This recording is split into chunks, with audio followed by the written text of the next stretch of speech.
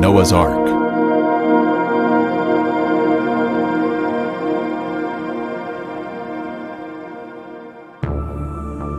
Before the great flood, the world had become filled with wicked men, so much so that the Lord decided to destroy the face of the earth. And God said to Noah, "The end of all flesh has come before me, for the earth is filled with violence through them, and behold, I will destroy them with the earth." The Lord chose Noah, a man of God, to build an ark in which the righteous would be saved along with some of the animals. Noah preached of conversion and repentance for 120 years, but only 8 people gave their hearts to the Lord and entered the ark.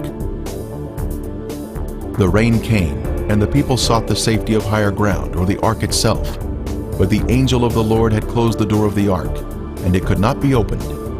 Probation had closed. It was too late. Death and destruction covered the earth.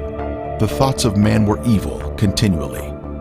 God extended an invitation, but it was not accepted. This was a judgment of man.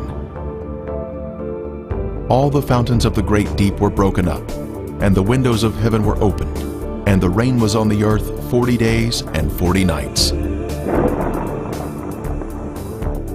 So he destroyed all living things which were on the face of the ground.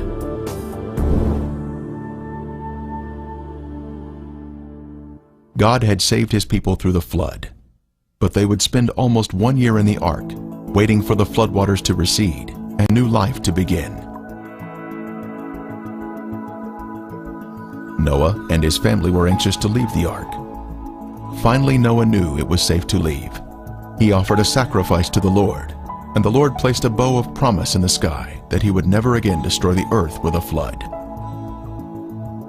The Bible tells us where the Ark of Noah came to rest.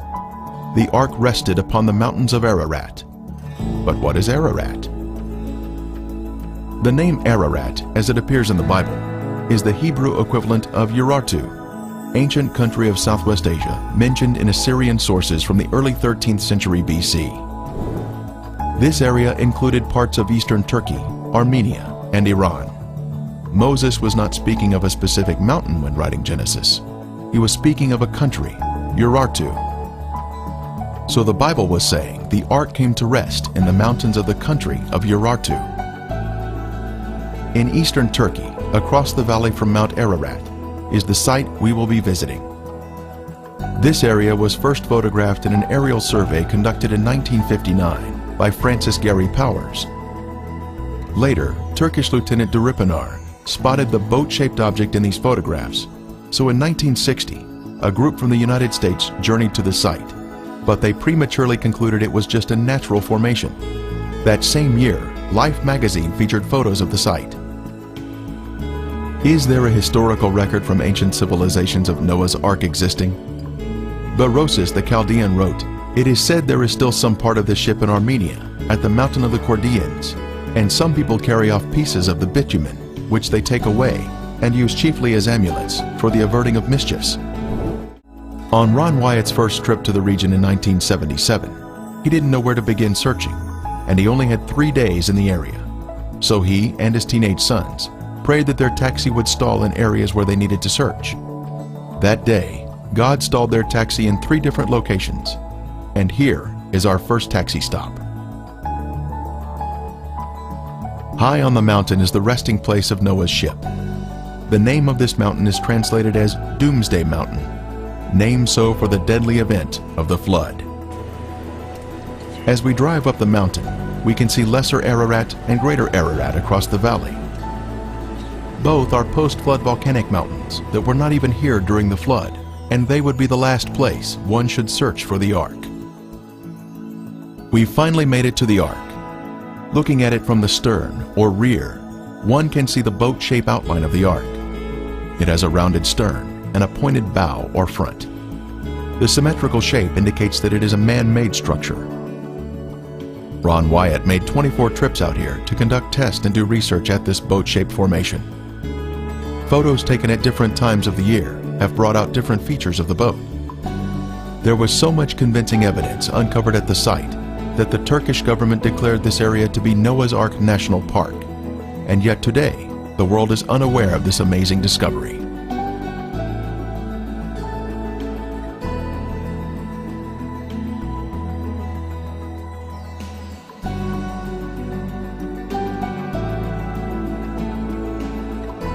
Using Google Earth, we can zoom in on the site with satellite imagery to see the Ark, and also the visitor center that was constructed by the Turkish government.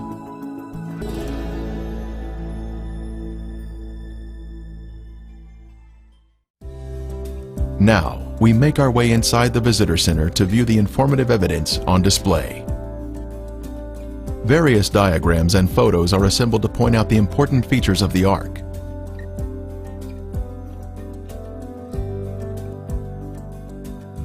Specimens from the Ark are also on display, including petrified wood and sea fossils from the area, which indicate this mountain is water-laid rock.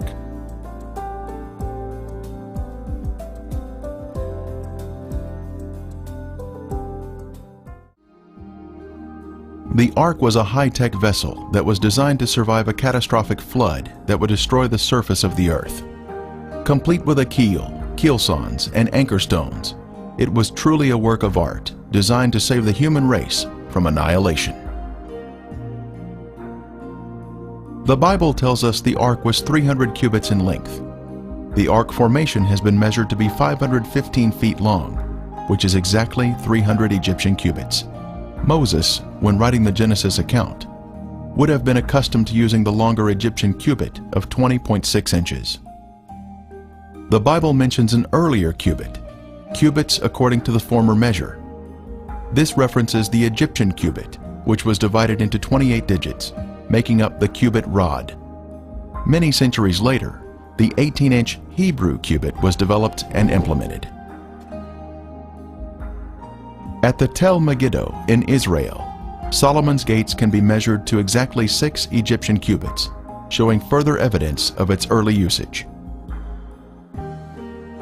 One can easily see the rib timbers near the stern on the starboard side of the Ark. This was part of the superstructure of the Ark, much like ships are constructed today. Horizontal boards would have been attached to these vertical ribs. Here we can see vertical fissures between the ribs. These ribs run perpendicular to the mud flow around the structure, indicating once again, man-made construction. Local village boys greet us as we take a look at the starboard side of the Ark, which curves uphill toward the front of the Ark. This side is predominantly buried in the soil.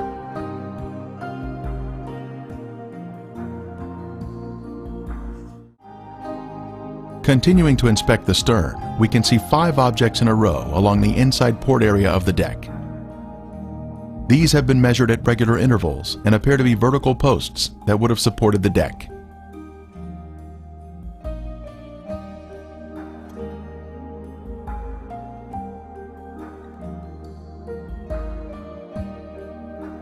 The Ark originally came to rest higher on the mountain, but was pulled down to its current location amidst a lava or mud flow when an archaeologist found this potsherd 20 yards from the Ark. On the concave side, it has a carving of a man using a hammer to drive a nail, much like Noah building the Ark. On the convex side, an ancient ink drawing shows a man releasing birds, matching the biblical narrative of Noah releasing a raven and a dove. This is just another piece of amazing evidence found here at the Ark site. Using radar equipment, Ron Wyatt discovered an open cavity on the starboard side of the Ark. Utilizing a core drilling technique, he was able to gain access to the interior of the Ark.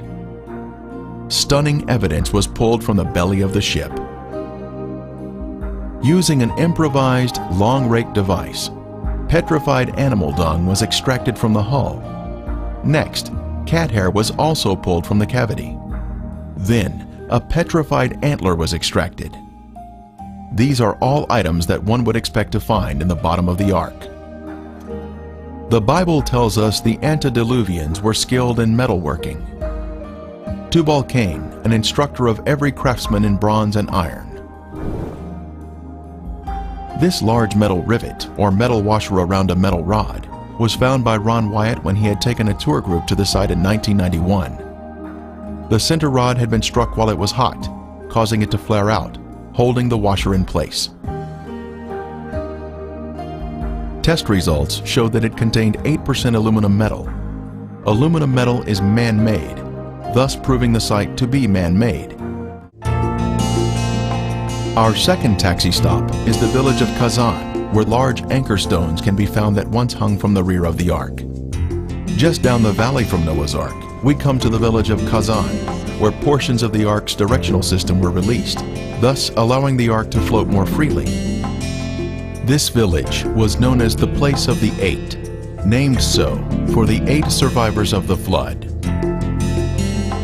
This is the first area that Noah and his family lived after the flood. The large anchor stones were hung from the rear of the Ark to keep the rear facing oncoming waves. It created a type of resistance in the water, allowing the rounded rear of the Ark to fend off powerful waves that would critically damage the Ark if struck broadside. This is our first anchor stone.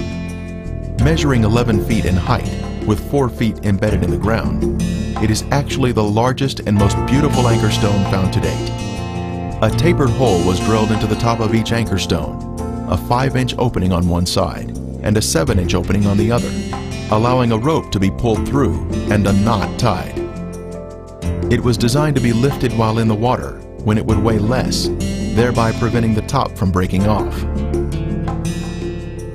The most striking feature is the crosses that have been carved on the anchor stone.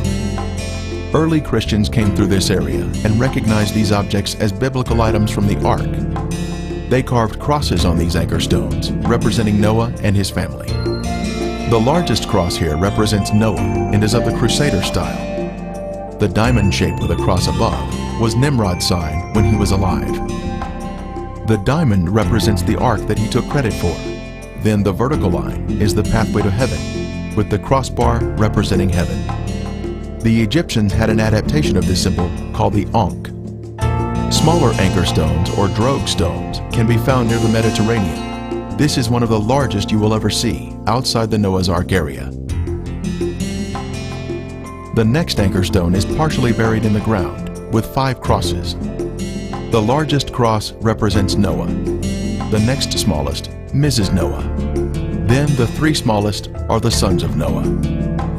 At the bottom is a possible image of the Tower of Babel, which was built around 200 years after the flood by Nimrod and his rebellious followers. This particular stone has 7 crosses, with the 8th having been removed at some point in time.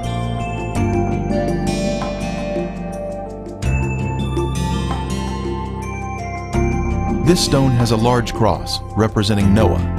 The next smaller cross in the bottom left is Mrs. Noah. The next 3 smaller crosses represent the 3 sons. Then, the 3 smallest represent the wives of the sons. This stone does not have any carvings on it, but it does have a hole drilled through the top. Other stones have been found buried, but they have no inscriptions. This stone had a hole drilled in the left side. Then on the right, we can see ancient inscriptions.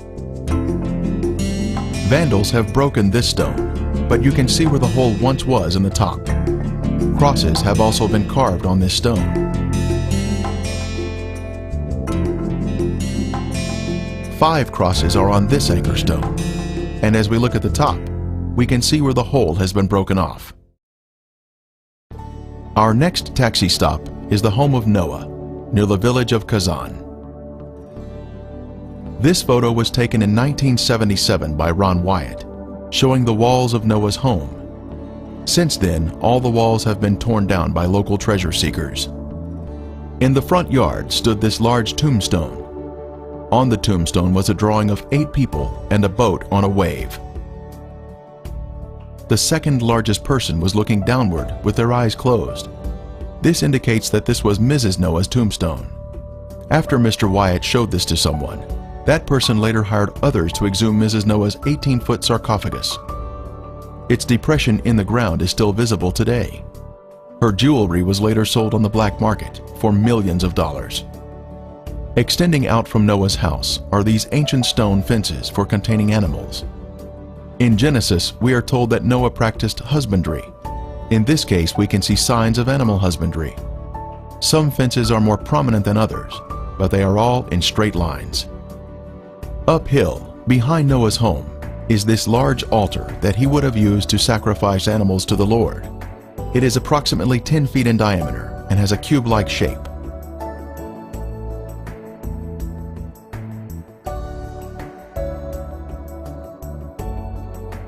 In conclusion, we can say that the Darupanar, Noah's Ark formation, is full of evidence which confirms its authenticity, especially when we objectively consider all the information. Many books have been written about the discovery of the Ark. It has been featured in many newspapers and television programs, but most of the world is not aware of this beautiful discovery, which refutes evolution and proves the Bible to be truth. In God's timing, He will reveal this to all mankind.